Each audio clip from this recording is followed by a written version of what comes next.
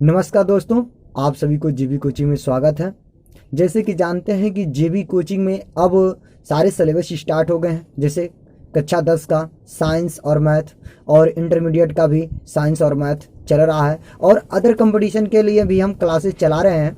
तो आज हम इस वीडियो में आपको, ये मेरा पहला वीडियो है कक्षा 10 का, जो अध्याय 14 है। और हम जैसे कि जाना जाता है कि विज्ञान, जिसे विज्ञान कहते हैं, कि हम लोग इंटरमीडिएट में तो अलग अलग पार्ट में पढ़ते हैं, लेकिन जो हाई स्कूल में है मेरे दोस्तों वो एक ही में होता है। जैसे वो 3 पार्ट में डिवाइड है। जो हाई स्कूल का किताब है वो 3 पार्ट में डिवाइड है। तो उसमें 3 पार्ट में कौन कौन से हैं? तो पहला है आपका रसायन विज्ञान, दूसरा है हाई स्कूल का जो जीव विज्ञान, और तीसरा जो है मेरे दोस्तों भौतिक विज्ञान। तो भौतिक विज्ञान मतलब हम लोग जो अध्याय 14 से चालू कर रहे हैं, जिसे कहते हैं भौतिक विज्ञान, जो फिजिक्स कहते हैं इंग्लिश में, तो उसी का हम लोग पढ़ेंगे।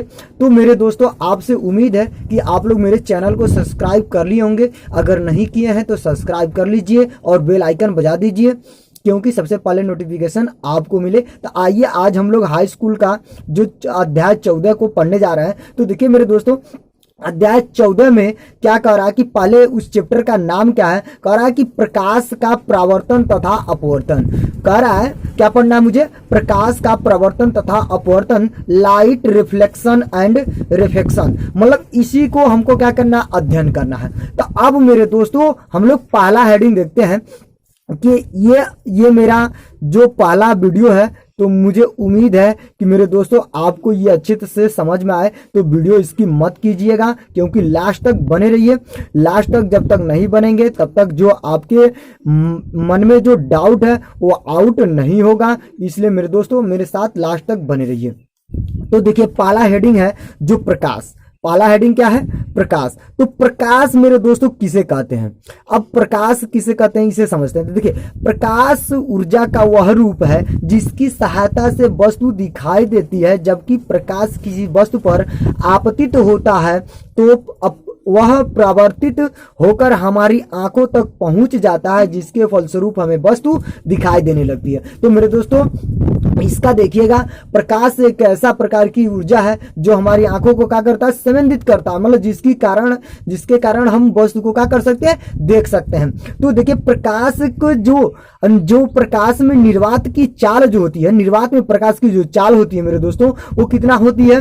3 × 10⁸ मीटर प्रति सेकंड की दर से ये चलता है। तो मतलब 1 सेकंड में प्रकाश की चाल अगर निर्वात में चले तो कितने तेजी से चलता है? 3 × 10⁸ मीटर प्रति सेकंड के से चलता है। और इसकी जो तरंग दैर्घ्य है 3900 एंगस्ट्रॉम से 7800 एंगस्ट्रॉम, एक एंगस्ट्रॉम बराबर 10⁻⁻10 मीटर होता है, मीटर तक होता है। तो मेरे दोस्तों किसी किताब में ये 4000 से 80000 तक दिया होगा, और किसी किताब में 3900 एंगस्ट्रॉम से 7800 एंगस्ट्रॉम तक दिया होगा। तो मेरे दोस्तों आप प्रकाश समझ गए होंगे। अब आइए प्रकाश का स्रोत समझते हैं। तो प्रकाश का स्रोत मेरे दोस्तों अब देख लीजिए कि प्रकाश का स्रोत जिसे कहते हैं light of source. Light of source क्या होता है कि प्रकाश का स्रोत 2 प्रकार के होते हैं। प्रकाश का स्रोत क्या होते हैं? 2 प्रकार के होते हैं। तो पहला देखिए, पहला जो होता है मेरे दोस्तों जिसे कहते हैं दीप्त प्रकाश स्रोत, लुमिनियस सोर्स। मतलब वे प्रकाश स्रोत जो स्वयं प्रकाश उत्पन्न करते हैं दीप्त प्रकाश कहलाते हैं। मतलब इनका कहने का अर्थ यह है कि जैसे मेरे दोस्त सूर्य, तारे, विद्युत बल्ब आदि। अब हम सूर्य को क्या रोशनी देते हैं? नहीं, क्योंकि सूर्य हमको स्वयं देता है। मतलब जो कोई भी ऐसा, मतलब कोई भी एलिमेंट हो, मतलब कोई भी तत्व हो, मतलब जो कोई भी हो जो स्वयं को प्रकाशित करे, क्या करे वो? वे प्रकाश स्रोत जो स्वयं प्रकाश उत्पन्न करते हैं दीप्त प्रकाश स्रोत। मेरे दोस्त दूसरा जो होता है अदीप्त प्रकाश स्रोत, सेम टू सेम इसी का उल्टा होता है मेरे दोस्त, नॉन लुमिनियस सोर्स। मतलब वे प्रकाश स्रोत जो स्वयं प्रकाश उत्पन्न नहीं करते हैं, बल्कि दीप्त स्रोत के प्रकाश को प्रवर्तित कर प्रकाश देते हैं, अदीप्त प्रकाश स्रोत कहलाते हैं। जैसे चंद्रमा, कांच आदि। मतलब इसमें देखते हैं मेरे दोस्त कि जो प्रकाश, मतलब इसमें जो प्रकाशित होता है चंद्रमा, अब चंद्रमा स्वयं को प्रकाशित नहीं करता है, क्योंकि जब तक इसको सूर्य प्रकाश नहीं देता है मेरे दोस्तों तब तक ये स्वयं प्रकाशित नहीं होता है।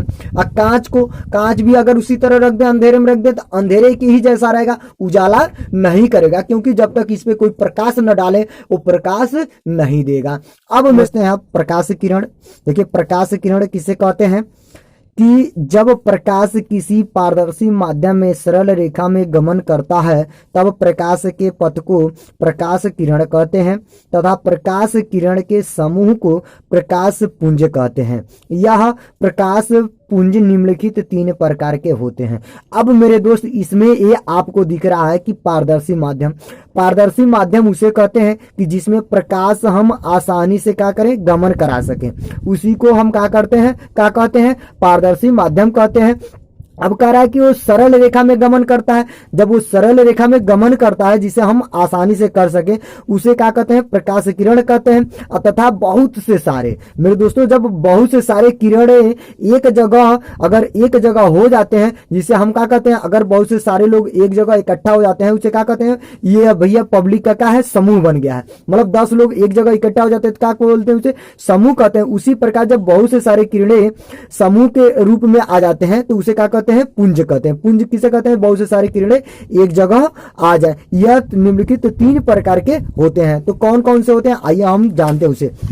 देखिए पहला है अभिसारी प्रकाश पुंज। अभिसारी प्रकाश पुंज जिसे कहते हैं कॉन्वर्जेंट बीम ऑफ लाइट। क्या कहते हैं कि अभिसारी प्रकाश पुंज। अब अभिसारी प्रकाश पुंज, जब प्रकाश की समस्त किरणें एक ही बिंदु पर मिलती हैं तो उन्हें प्रकाश किरणों के समूह को अभिसारी प्रकाश पुंज कहते हैं।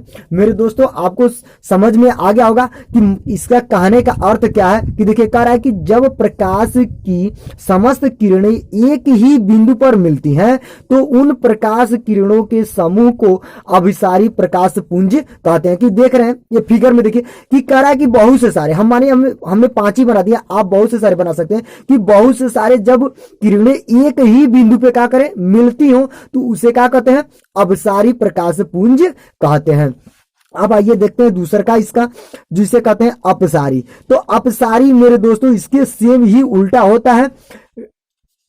इसके सेम ही क्या होता है, उल्टा होता है। किसे कहते हैं, देखिए जब प्रकाश की समस्त किरणें एक ही बिंदु से आती हुई प्रतीत होती हैं तो उन प्रकाश किरणों के समूह को अपसारी प्रकाश पुंज कहलाती है, चेक कहते हैं। तो मेरे दोस्त अब इस फिगर में देखिए आप लोग कंसेप्ट कीजिए कि अपसारी के मतलब क्या होता है, फैलना। अपसारी के मतलब क्या होना, फैलना। अभिसारी के मतलब क्या होता है मेरे दोस्तों, बिटूरना। एक जगह मतलब बहुत से सारे किरणें आके जब एक जगह इकट्ठा हो जाते हैं उसे क्या कहते हैं, अभिसारी कहते हैं। जो एक जगह से किरण क्या हो, बिखर जाए। जैसे आप लोग देखते हैं कि जो हम लोग लाइट घर में लगाते हैं वो एक ही जगह से चारों तरफ क्या होता है, फैला देता है। वो कौन सा होता है, अपसारी प्रकाश पुंज होता है। क्योंकि एक ही जगह से बहुत से सारे किरणें क्या होते हैं, फैल जाते हैं, जिसे हम क्या कहते हैं, अपसारी प्रकाश पुंज कहते हैं। अब देख लीजिए जो तीसरा है जो मेरे दोस्तों, तीसरा क्या कहते हैं, समांतर प्रकाश पुंज। समांतर प्रकाश पुंज सेम ही इन दोनों का डिफरेंस है। क्योंकि देखिए जब प्रकाश की समस्त किरणें एक दूसरे के समानांतर होती हैं तो उन्हें प्रकाश किरणों के समूह को समांतर प्रकाश पुंज कहते हैं। समांतर के मतलब यह होगा मेरे दोस्तों कि एक किरण दूसरे किरण को न काटे, एक किरण दूसरे किरण को न काटे, अपने ही मार्ग में, सीधे ही मार्ग में क्या हो जाए, चलता रहे। उसी को हम क्या कहते हैं, समांतर प्रकाश पुंज कहते हैं, जैसे आप लोग फिगर में ये देख रहे हैं। अब आइए मेरे दोस्त बहुत ही महत्वपूर्ण टॉपिक है, जिसे इसका जो नाम है कि प्रकाश, हमने अभी तक समझे प्रकाश, अब समझते हैं प्रकाश का परावर्तन, रिफ्लेक्शन ऑफ लाइट। मेरे दोस्तों ये बहुत ही महत्वपूर्ण टॉपिक है क्योंकि ये बार बार क्वेश्चन पूछ लेता है बोर्ड में। तो मेरे दोस्तों अब वीडियो की स्किप मत कीजिएगा क्योंकि लास्ट तक बने रहिए।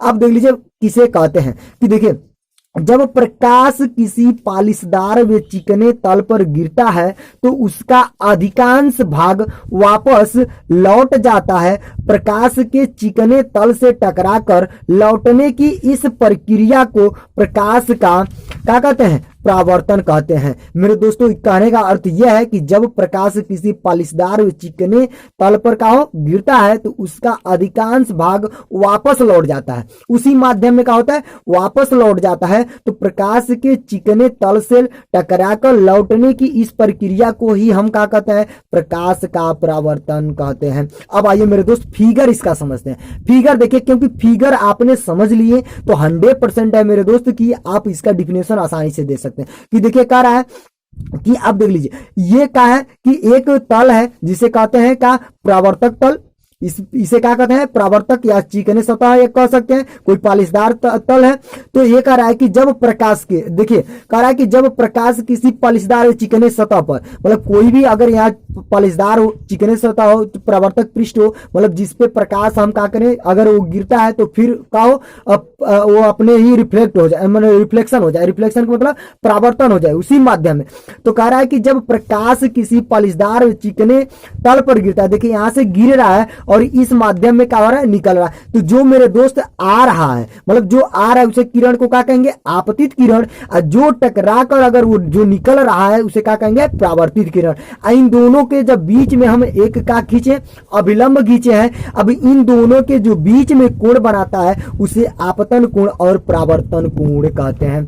आपतन कोण किसे कहते हैं जो आपतित किरण से बने, जो आपतित किरण से कोण बने उसे आपतन कोण कहते हैं, और जो परावर्तित किरण से बने उसे परावर्तन कोण कहते हैं। ये मेरे दोस्त जहां मिलते हैं उसे क्या कहते हैं आपतन बिंदु कहते हैं। ये मेरे दोस्त M1 M2 क्या है चिकने सतह है, चिकने सतह मतलब जिसे कहते हैं परावर्तक पृष्ठ। अब मेरे दोस्त प्रकाश के परावर्तन का दो नियम होते हैं। अब आइए हम लोग इसे समझते हैं। देखिए प्रकाश का परावर्तन का नियम मतलब प्रकाश का परावर्तन का नियम लॉ ऑफ रिफ्लेक्शन। तो अब इसे किसे कहते हैं, देखिए परावर्तन दो नियम होते हैं। परावर्तन के कितने नियम होते हैं दो नियम होते हैं। तो पहला कह रहा है देखिए आपतित किरण आपतन बिंदु पर अभिलंब तथा प्रवर्तित किरण तीनों एक ही तल में होते हैं। कैसे होते हैं मेरे दोस्त देख लीजिए।